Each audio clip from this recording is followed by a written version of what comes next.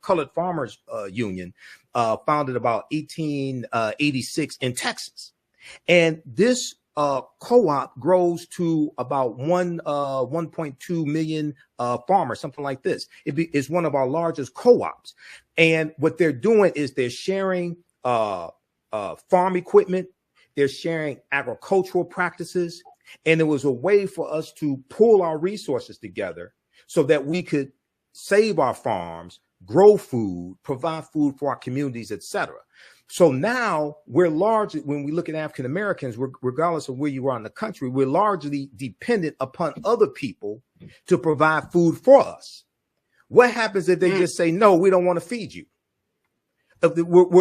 So another co-op that we had was the Colored Merchants Association, the Colored Merchants Association, which was founded about 1928. It came out of the National Negro Business League, which was founded by Booker T. Washington in 1900. The Colored Merchants Association was an association, it was a co-op of African-American grocery store owners, okay? And they had hundreds of African-American grocery stores that were part of this cooperative, because one of the most popular forms of businesses that we had was either a grocery store because you have to eat, or a funeral parlor because you're going to die, or a life insurance company. Okay, these were very popular forms of businesses that we had. And when you study the Colored Merchants Association, they bought their products in bulk so that they could get economies of scale. They educated their members on accounting practices, marketing practices, things like this. So once again, we have businesses and we're engaged in capitalism, but we have a cooperative economic perspective when it comes to engaging in capitalism, and it's still centered around us being able to feed ourselves and sustain ourselves. And one of the reasons why they created the Colored Merchants Association was so African-American grocery store owned by us, African-American grocery store owners, could better compete against the white chain stores, okay? The Woolworths and the Kresge's and things like this. This is the early 1900s. All right, folks, I wanted to have a conversation to bring us up to speed with some of the latest around the struggles of Black farmers as Black farmers has moved forward on filing a lawsuit against the Biden administration, essentially saying that the Biden administration have not held up their end of the bargain when it comes to getting farmers out of debt. This is an ongoing issue. And if you remember, we talked about earlier the last year where we talked about the great struggles of the Black farmer. And one of the big things that President Biden said is that he would invest or reallocate, $5 billion worth of funds to help with Black farms, to get Black farmers out of debt and to create more sustainability for their land and for their products and services. Well, Black farmers are still waiting on the check. And so I wanted to have a conversation about this. One is because we just don't seem to talk about farming enough. We don't seem to kind of really bring that into the space of social justice. Yes, we could talk about police brutality. We could talk about housing. We could talk about credit. We could talk about the medical apartheid that exists in this country. We could talk about all of those things. But what about the Black farmer? What about that man, that woman who has used their land, tilled the ground, right? Literally tilled the ground to bring something of life to us so we can stay healthy. And this is something that I think that we want to just keep our eyes on. So let me share with you some details about this lawsuit that Black farmers have filed against the Biden administration. Take a look at this, folks. This is coming from the Griot. It says that the federal government has illegally broken a promise to pay off the debts of a group of Black farmers, according to a class action lawsuit. The group hopes to put pressure on officials to keep their word and restore funding that was dropped after a group of white farmers filed legal challenges arguing their exclusion was a violation of their constitutional rights. The lawsuit filed in October remains active even as the U.S. Department of Agriculture moves forward with another effort to help farmers in financial distress, in addition to paying farmers who the agency discriminated against. Now, John Boyd Jr., president, let's go to the next quote. The John Boyd Jr., president of the National Black Farmers Association and one of four plaintiffs in the lawsuit, said that the new programs don't match the USDA's earlier offer to pay off 120% of the debt of farmers who are socially disadvantaged.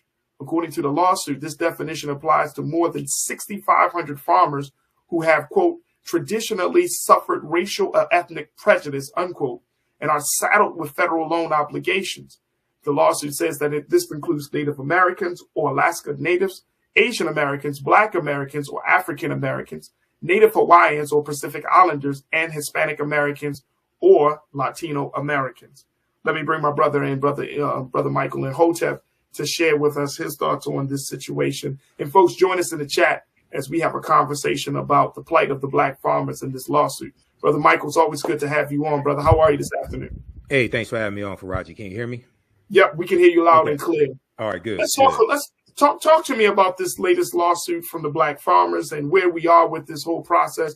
I mean, I'm remembering the $5 billion, but according to the Black Farmers Association, the check really still hasn't been cut, and 6,500 farmers are still left out there in the cold, not knowing what to do.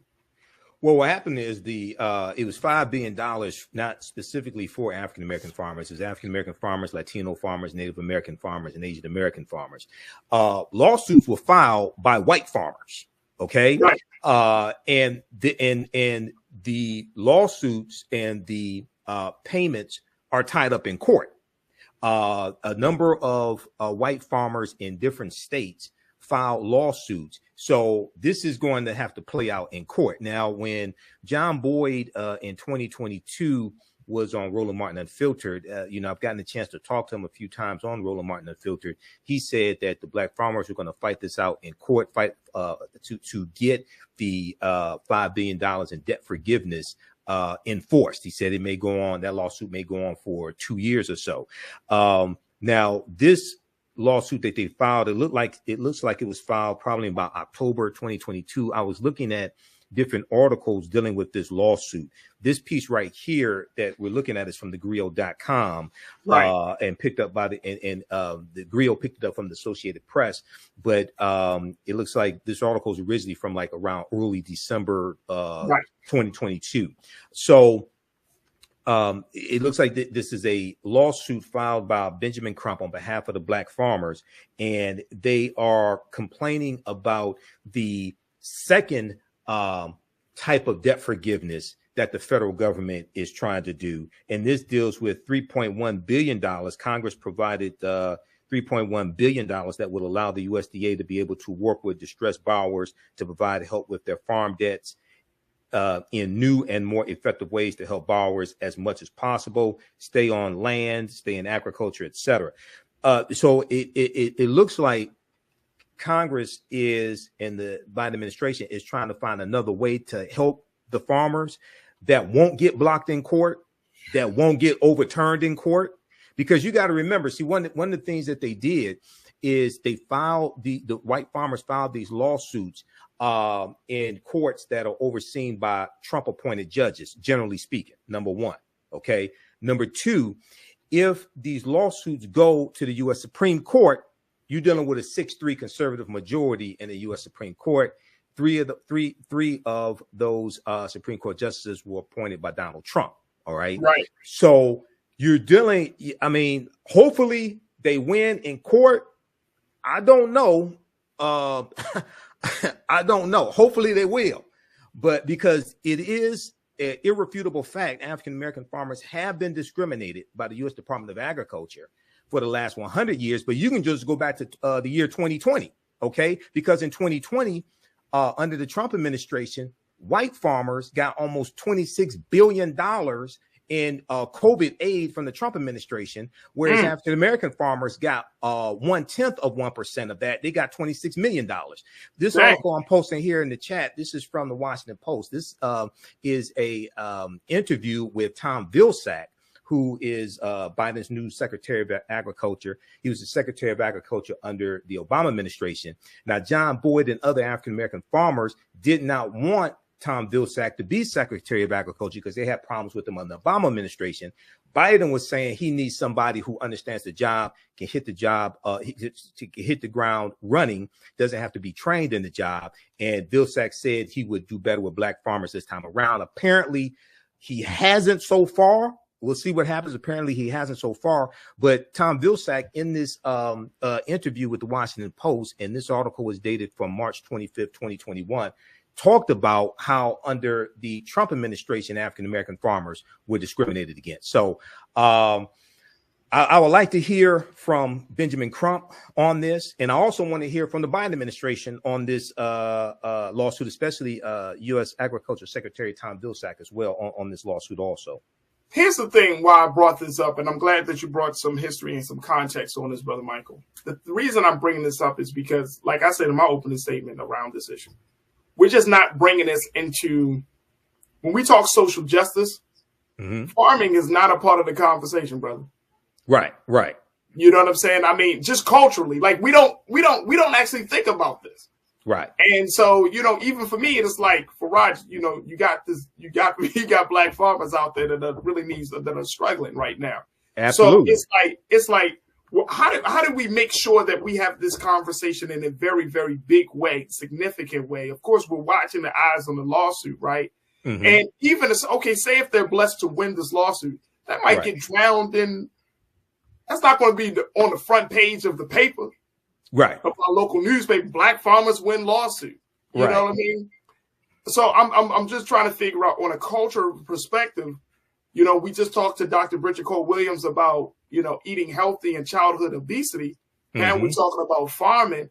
And it's like, man, look, we got some real issues with food in this country. And I think that it's important that we really understand the significance of it. Also, especially given that food costs so much now in a lot of places around this country. Well, they're contributing factors. I was looking at information today dealing with the increase in the price of eggs. And a lot of that has to do with the bird flu, the avian flu, the bird flu that is killing off a lot of the hens that lay the eggs. Okay. So there's a number of different things here. This ties into history. Number one, we have to understand that African people are the original farmers. We created agriculture. Okay.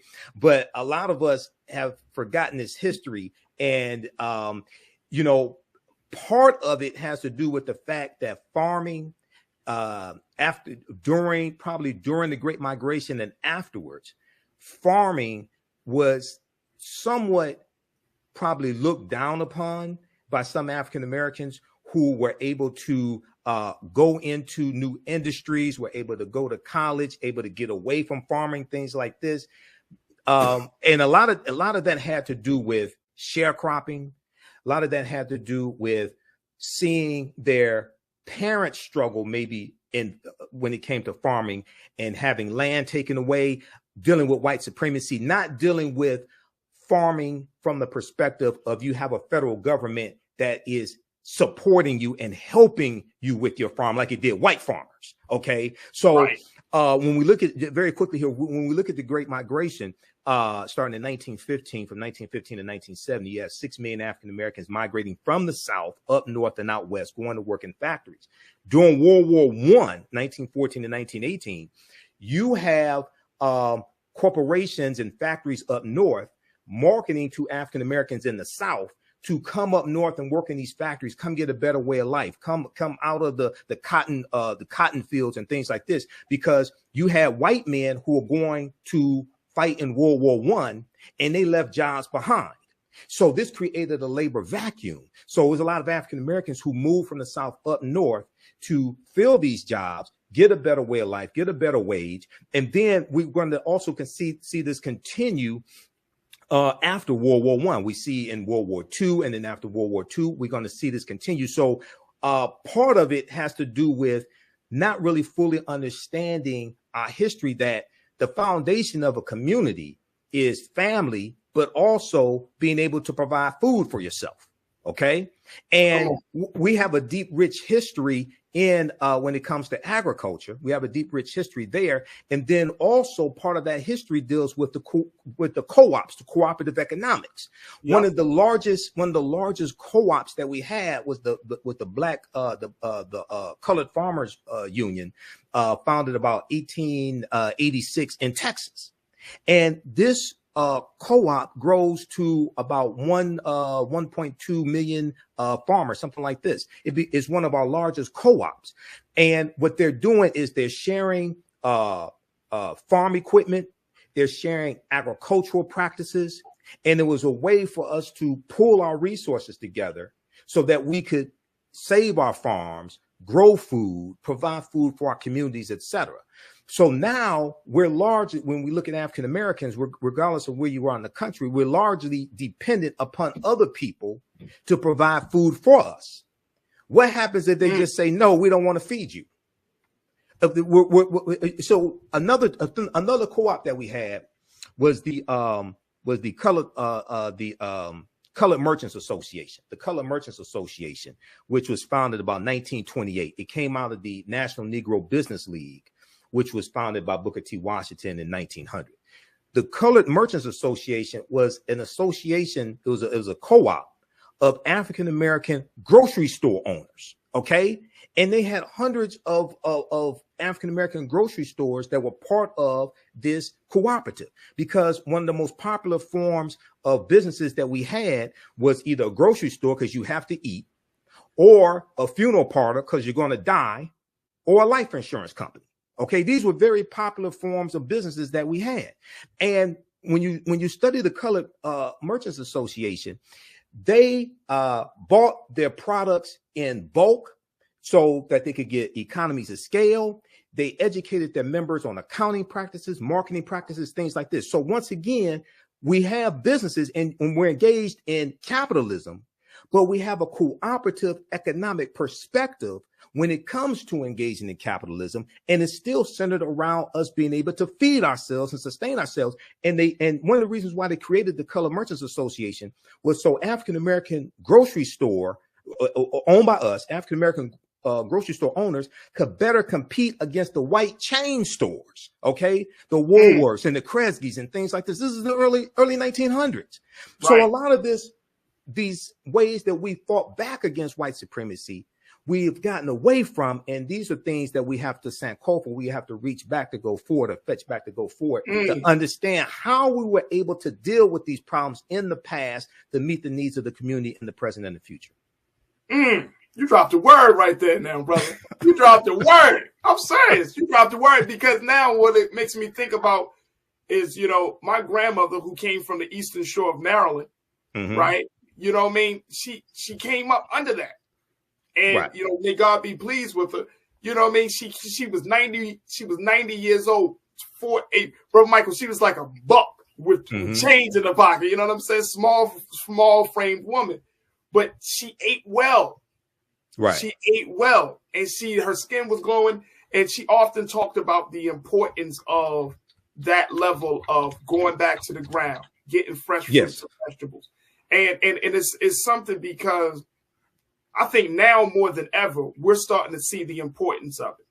Right. Not just in the childhood obesity situation, but just even with us as adults. Look, COVID showed a lot, because it opened up the door to show that we're not as healthy as we think we are. Some of us, not all of us, but some of us are not as healthy as we think we are. Right. We are all vulnerable to some sort of medical condition. Absolutely. Whether you eat meat, whether you're vegan, whether you're vegetarian, pescatarian, like the way we're eating, the foods that we're eating in this country, I mean, big food, big food is a major lobby, has a major lobby, and big food has major stake in this government, and how the government, the FDA, the USDA, all of these institutions. Like I asked Dr. Bridget Cole-Williams, who's bringing the fire to these institutions? Right. Because you can't tell the people, hey, y'all need to eat better. Y'all need to watch your sugar intake, your salt intake. You can't tell black folks, y'all have high diarrhea, not diarrhea, diabetes. Y'all have all other issues. But then you're not going after the institutions that produce the food, that manage the food, and that essentially sets the guidelines on what is acceptable and what's unacceptable.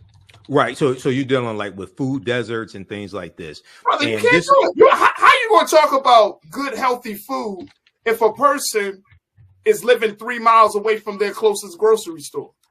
Right. So this is let me just back up for a minute here. Yeah. Number one, it's important to understand that the $5 billion in debt forgiveness for farmers of color was in the $1.9 trillion American Rescue Plan.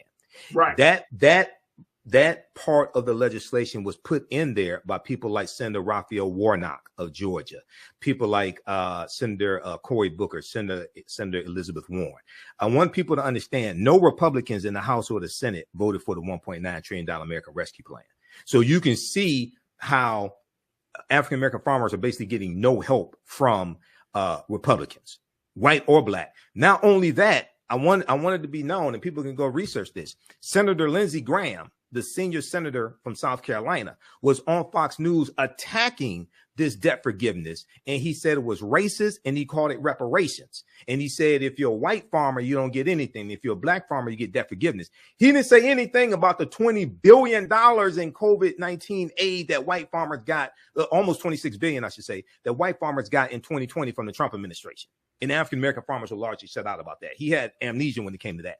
Then also the junior senator from South Carolina, Senator Tim Scott, the Black Tea Party Republican, Senator Tim Scott, he has attacked the debt forgiveness as well, okay, right, for farmers. And John Boyd on Roland Martin Unfiltered said that Senator Tim Scott is doing nothing for the 6,000 black farmers in South Carolina. Okay, now, if we look at, there was a good article from face-to-faceafrica.com that I shared on the African History Network Facebook fan page. This deals with a black grocery store chain that I never heard of, by the way. It's called Yellow Banana, and they own 38 stores across the country. Okay. Really? This is I just posted the link here. Okay. And they've secured $13.5 million to expand. All right. We have to, if it doesn't already exist, there has to be a link. There has to be a infrastructure of where a black grocery store chain like Yellow Banana and any other black grocery store chains out there can build this pipeline to get products and to get produce and any other products from black farmers into these grocery stores to get it into the African-American community. If we can't feed ourselves, I don't know what else we can do. Okay. I mean, that's just basic. Okay. Professor James Small talks about food, clothing, shelter, and safety. These are basic things that African Americans need: food, clothing, shelter, and safety. So you have groups like D-Town Farms here in Detroit and the Black Food Security Network, which is a cooperative, and I'm a member of the cooperative as well. So shout out to them. They're building a cooperative grocery store here in Detroit. Is going to be the cooperative economics, the co-ops that I think really save us. And people like, shout out to Malikia Kinney and everybody at D-Town Farms, but people like Dr. Jessica Gordon-Nemhard, who is probably one of the top authorities on the history of the co-ops.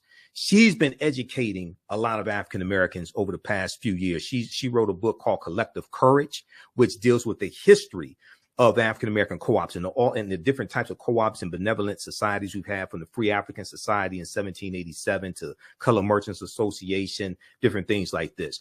But it's going to have to go back and study that history and understand, how did we deal with thof these problems in the past when we're dealing with white domestic terrorism, when we're dealing with segregation, etc. But getting this information out about the lawsuit from the black farmers is why African-American owned media is so important, and responsible African-American owned media, because a lot of people don't know that this is taking place. Absolutely. And the other thing is that the Congressional Black Caucus has been at the forefront in trying to get aid for black farmers also. See, that gets left out of the narrative as well. Okay. So all this is extremely important. Absolutely. Look, we got to take a quick pause. When we come forward, folks, let's have a few more minutes talking about the plight of the black farmer here in America. All right, folks, welcome back. We wanted to continue to have this conversation about the struggle of the black farmer, about how black farmers are suing the Biden administration to get some aid for the work that they're doing, or the work that that continues to be neglected. And I just wanted to have a conversation about this whole situation. And so we've been checking in with Brother Michael Imhotep, who is the host of the African History Network podcast show. And also you can check him out on the AfricanHistoryNetwork.com. I want to get some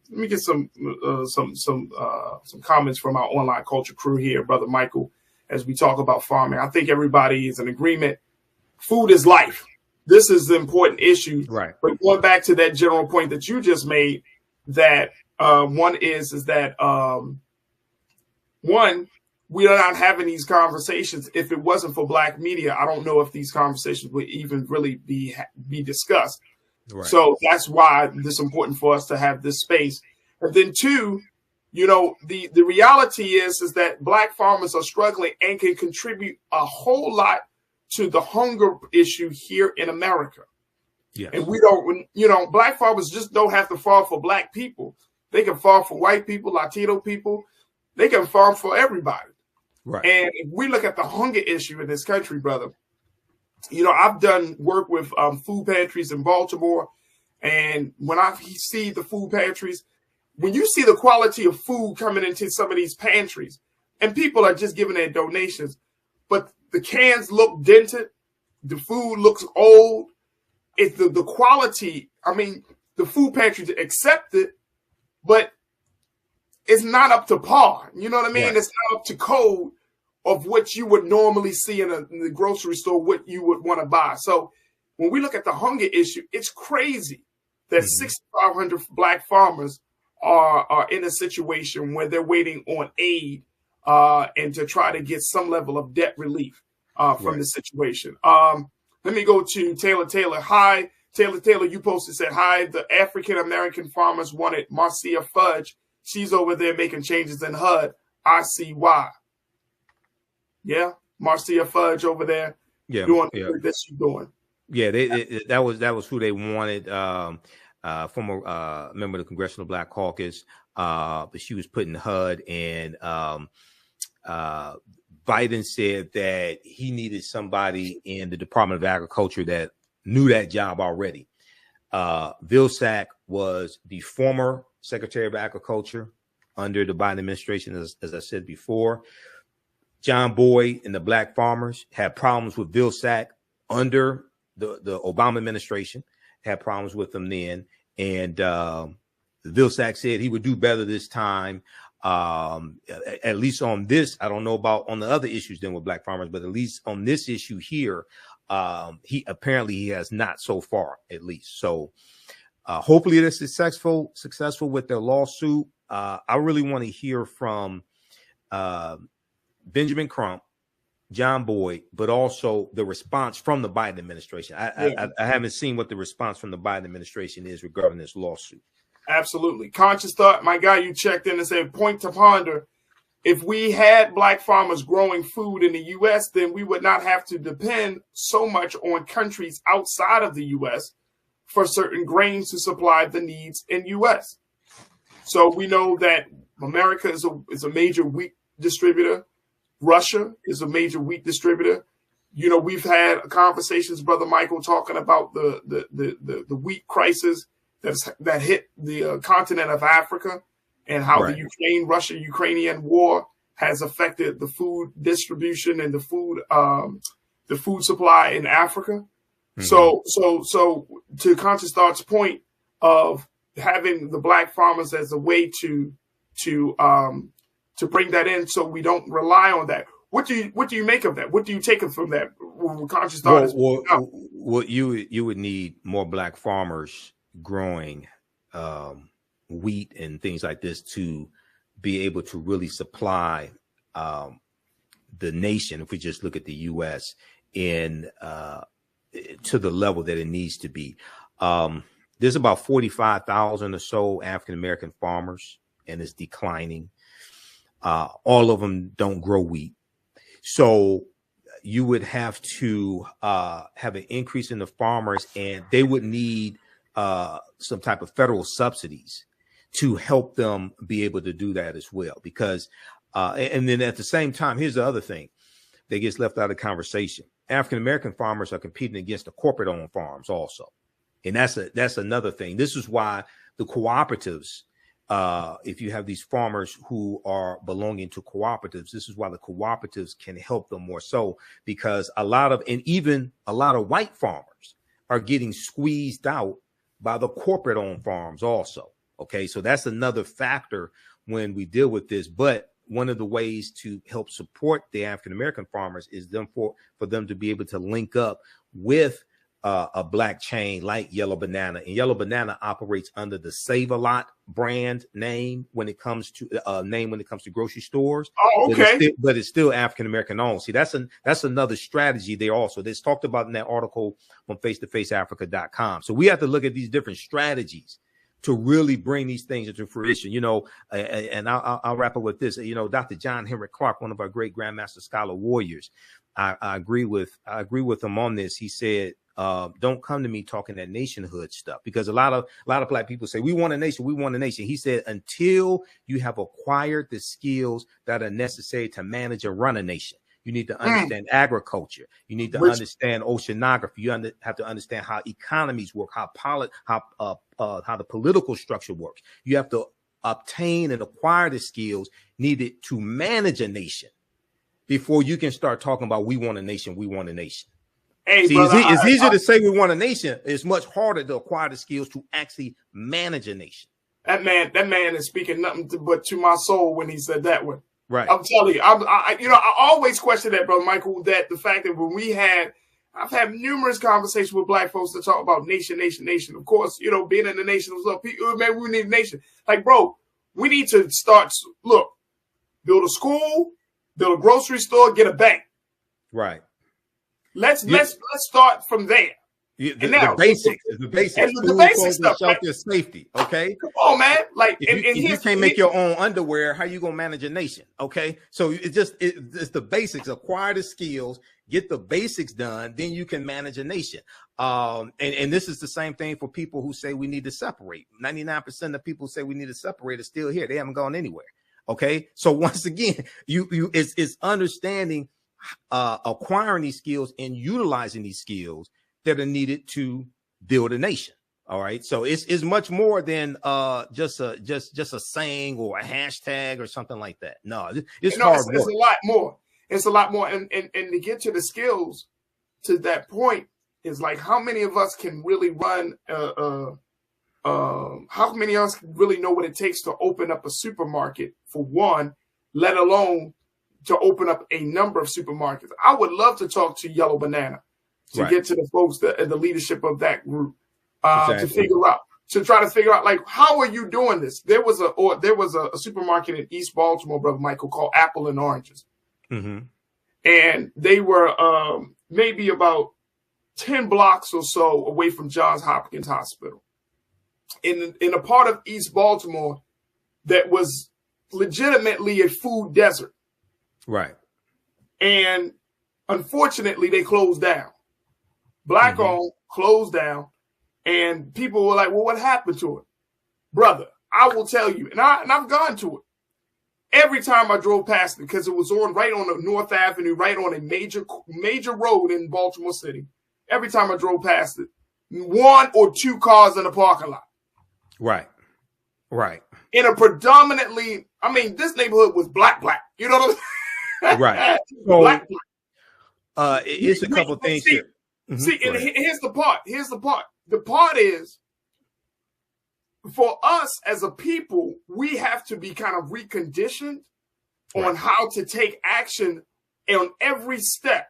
Okay, we need to recondition to own something. Okay, cool. We need to recondition on how we market it.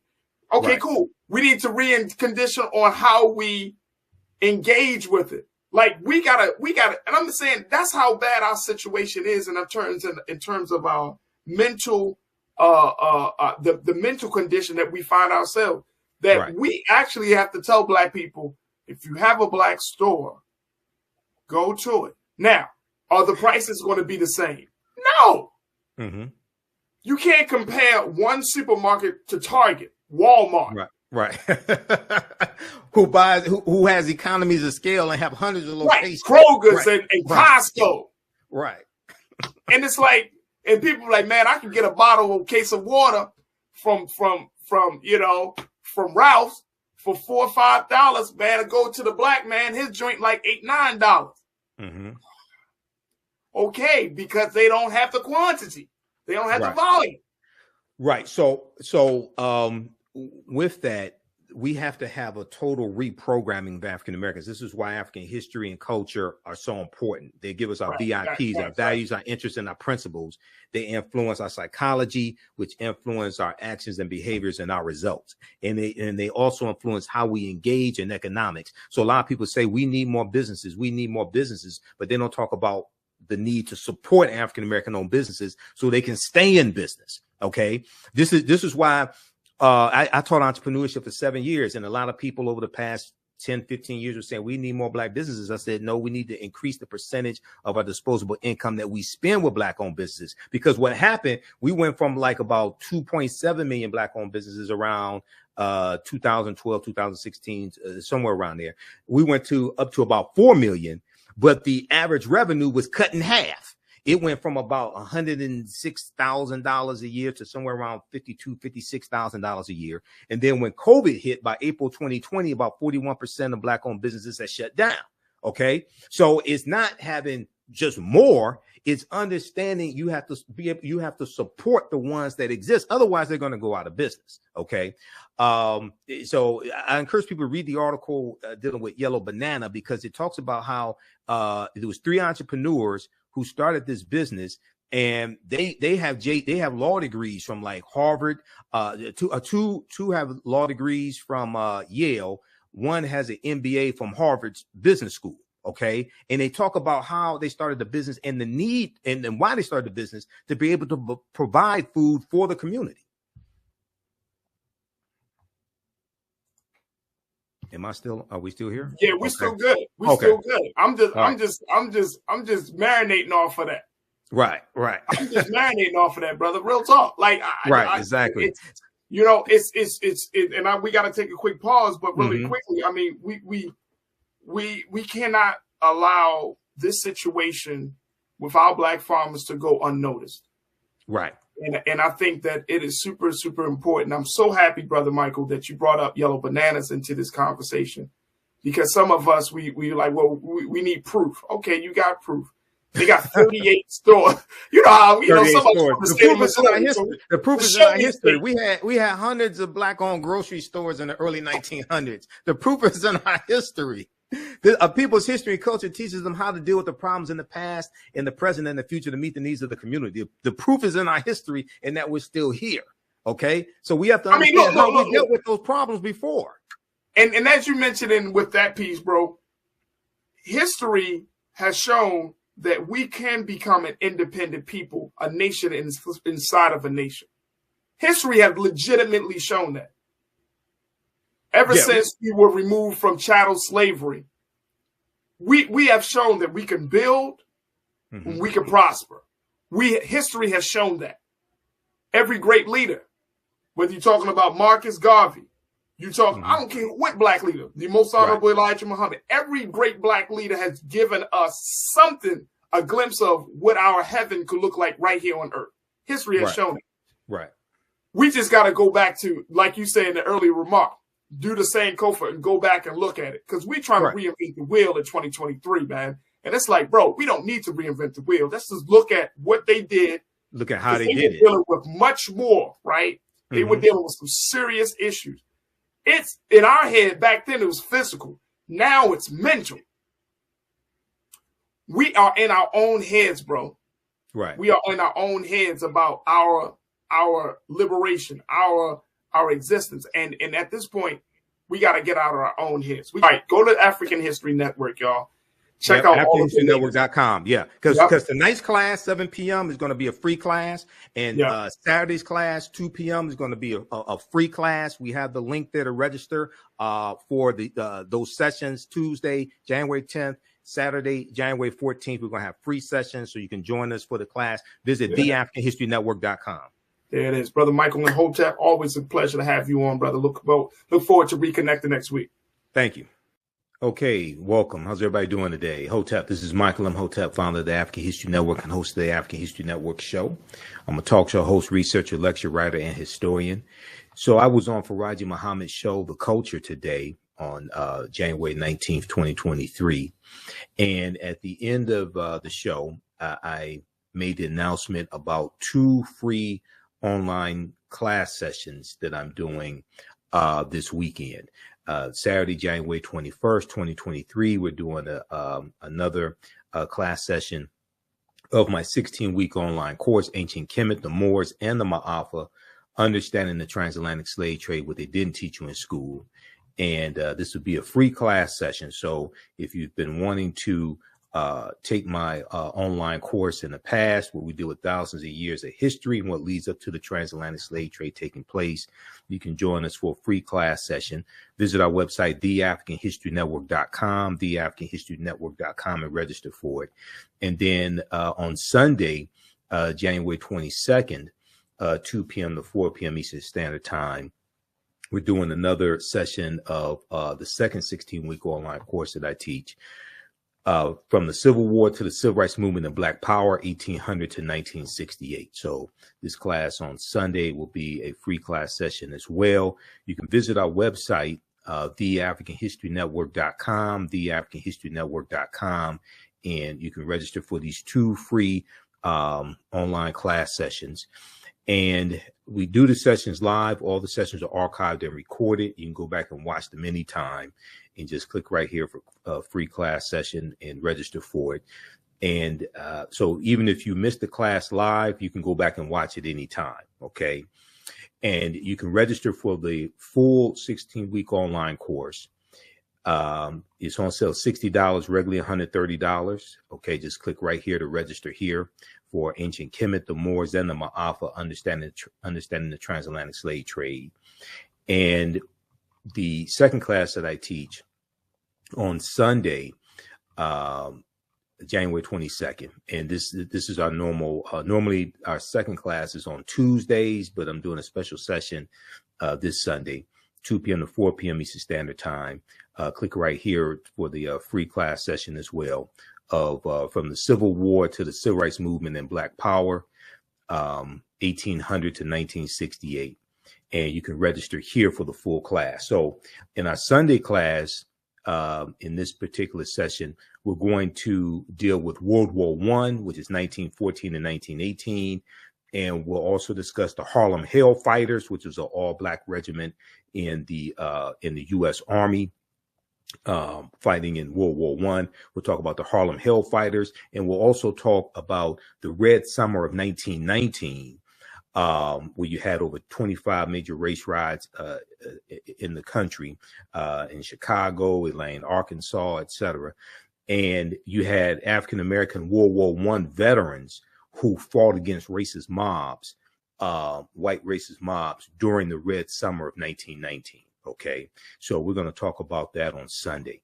In the class on Saturday, last class we started talking about Christopher Columbus and the history of Columbus. I shared excerpts from Dr. John Henrik Clark's book, Christopher Columbus and the African Holocaust, Slavery and the Rise of European Capitalism. So we'll get deeper into Christopher Columbus and how Columbus and his 4 voyages helped to spread slavery, racism, capitalism, and the exploitation of indigenous people, and then also leads to the Asiento de Negros being signed by King Charles V in August of 1518, which drastically expands the transatlantic slave trade. Okay, and then we'll get into the development of the triangular trade and England getting involved in slavery in 1562, etc. Okay, so we're dealing with this in our class on Saturday, January 21st, 2 p.m. to 4 p.m. Eastern Standard Time, Ancient Kemet, the Moors, and the Maafa, Understanding the Transatlantic Slave Trade. You can register for these free class sessions. And even after the class is over with, you still have access to that free class session. You can go back and watch it as much as you want to. But you can also, we also have both classes in a course bundle. Okay, so you can register for both classes for only $100. That is at least a $260 value. So click right here for register here for the course bundle as well. Okay, so we have all that information right on the homepage of our website, theafricanhistorynetwork.com, theafricanhistorynetwork.com. So when you scroll down, it has the information about my radio show, Sundays, 9 p.m. to 11 p.m., the African History Network show on 9:10 a.m. on the Superstation WFDF here in Detroit. We also broadcast on our social media platforms when we're live on Facebook, the African History Network, YouTube, Michael Imhotep, and the Michael Imhotep Show also on Facebook. We have a PayPal and Cash App information here, so you can support us as well. We definitely need your financial support. This information here is about the Happy Day of Excellence taking place Saturday, February 4th. 2023, 1 p.m. to 8 p.m. in New York City. Professor James Small, Professor Kabahaya Watha-Kamene will be there speaking, two of my teachers. So click right here for more information and to register and to purchase your ticket. You can also live stream the event as well. And then we have the information here for the courses, okay, right below that, the course bundle as well as the individual classes. If you've taken any of my online classes in the past that I've been teaching going back to 2017, email us for a 50% discount on the course bundle. Email me at ahnshow@theafricanhistorynetwork.com, ahnshow@theafricanhistorynetwork.com, or you can email me right through the website. At the top of the page, just click on Contact the African History Network. All right. So with these online classes, I developed a curriculum for them. I've been studying, I'm a historian. I've been studying history 31 years, and ancient Kemet, the Moors, and the Maafa. I've been teaching that going back to 2017, on and off since 2017. Very briefly here, if we just look at a brief overview of the class, and let me pull this up here. So I do a PowerPoint presentation. We have book references, articles, in the class. Also share some interviews I've done with some of our scholars as well. Okay, so in the let's go to the PowerPoint presentation. Okay, so I developed the curriculum, I developed the PowerPoint presentation for both of these courses. Okay, so we can't start studying our history and slavery even when we study the transatlantic slave trade, which is important to study. We can't start in 1619 or the 1440s when the Portuguese get involved, like 1441, when the Portuguese get involved in the transatlantic slave trade. We have to understand the history chronologically and deal with the 800-year occupation of Europe by the Africans known as the Moors, who enter into the Iberian Peninsula, today known as Spain and Portugal, from North Africa in 711 AD. This course not only deals with the transatlantic slave trade, but it also deals with thousands of years of history that leads up to the transatlantic slave trade taking place, the transatlantic slave trade of African people taking place. August 20th, 2019 marked the 400th year anniversary of the 20 and odd Africans who came into Point Comfort in, really it was Hampton, Virginia, on August 20th, 1619, in what would be called the colony of Virginia. Okay. And one of the things we do within the class is how a lot of what we know about 1619 is false. All right. And codified slave laws didn't even exist in any of the 13 colonies when those 20 and odd Africans from Angola came in 1619. But also African people have been in the land we call the United States of America going back at least 51,700 years. So this year was known as the year of return, as many African Americans were and continue to reconnect to Africa, and they were traveling to Ghana and other West African countries. When we discuss the transatlantic slave trade, we have to first understand that African people are the original people of North, Central, and South America, and we have been in the land we call the United States of America going back at least 51,700 years. Now, this does not mean that the transatlantic slave trade did not happen. That's not what I'm saying. What we have to understand is that African people have been in this land we call the United States of America, or what Native Americans call Turtle Island. We've been here going back tens of thousands of years before we were told that we came here. Okay, so we have to understand the difference. We did not first come to this land conquered and shackled and chained by Europeans. Okay, and that is mentally damaging for people to believe something like that. They first came to this land conquered and shackled and chained. No, this was actually our land stolen from us. And one of the books that we use in the class is Dr. David Imhotep's book, The First Americans Were Africans, Documented Evidence. Okay, and he's a friend of mine. I've interviewed Dr. David Imhotep a number of times. And so some of you have seen the interviews, have heard the interviews that I've done with him. And this it was his first book, The First Americans Were Africans, Documented Evidence, which came out in 2011. And his new book, The First Americans Were Africans, Revised and Expanded, came out in 2021. And page 14 of his book deals with the discovery made in Allendale County, South Carolina, by Dr. Albert Goodyear, who's an archaeologist at the University of South Carolina. This discovery was made in 2004 that documents an African presence in the Georgia, South Carolina area going back at least 51,700 years. And they found 13 different types of evidence, documenting this African presence. They found artifacts, architecture, campsites, carvings, Egyptian writings, footprints in lava, genetic M174D haploid groups dealing with DNA and genetics, linguistics, painting, skulls, skeleton structures, and tools. All right. So we get deep into this information in the class. And then so that's on Saturday, January 21st, 2023. 2 p.m. to 4 p.m. Eastern Standard Time, ancient Kemet, the Moors, and the Maafa, understanding the transatlantic slave trade, what they didn't teach you in school. Kemet's one of the original names for Egypt. And the Maafa is a Kiswahili term, which is in reference to the Great Disaster, which is the transatlantic slave trade. So visit our website, theafricanhistorynetwork.com, theafricanhistorynetwork.com to register for these free class sessions for both classes. And you can register for the full class, which you can also use with your children. I would say the content is PG-13. It's very visual. We have a text chat in the class so you can ask questions. You can see me, I can't see you. We have book references, articles, video clips, and for the books, usually I show you the text of the pages that we're looking at on the screen. So it's very engaging as well. Okay. All right. So watch out for me on Roland Martin Unfiltered on Fridays on the Black Star Media Network, 6 p.m. to 8 p.m. I'm a panelist on Roland Martin Unfiltered. I'm not just a historian, I'm a political commentator as well. You can watch on Facebook and YouTube, Roland Martin on Facebook and YouTube, or download the Black Star Media app.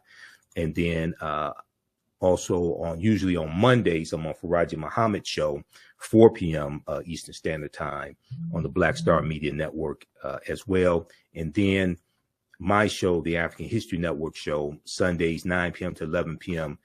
Eastern Standard Time on 9:10 a.m. the Superstation WFDF here in Detroit. But we also broadcast on our Facebook fan page, the African History Network, the Michael Imhotep Show, and my personal page, Michael Imhotep, as well as on my YouTube channel, Michael Imhotep, IMHOTEP. You can download the iHeartMedia app and search for 9:10 a.m. Superstation and listen live, or the iTunes radio app and listen live. And you can listen to our audio podcast wherever you get your podcast from. Search for the African History Network Show. We're on iHeartRadio, iTunes, Castbox, FM Player, TuneIn, a number of different audio podcast platforms. Okay. All right. And if you like this type of information, you can support the African History Network, $, the AHN Show through Cash App, $, the AHN Show through Cash App. Also through PayPal, paypal.me/the AHN Show. So this helps us keep doing the research, stay on the air, keep broadcasting, pay some of the bills, pay for these various services that I use, purchase more equipment, upgrade the laptop, etc. Okay, so we definitely appreciate and need your support. If you want me to do special customized classes, email me through the website, theafricanhistorynetwork.com, about that. And we could do group classes if you want it for your church, study group, organization, etc. If you want shorter classes, instead of this time around is 16 weeks. Normally this is a 12-week online class, but if you want a 6-week class, 8-week class, etc., email me at at theafricanhistorynetwork.com.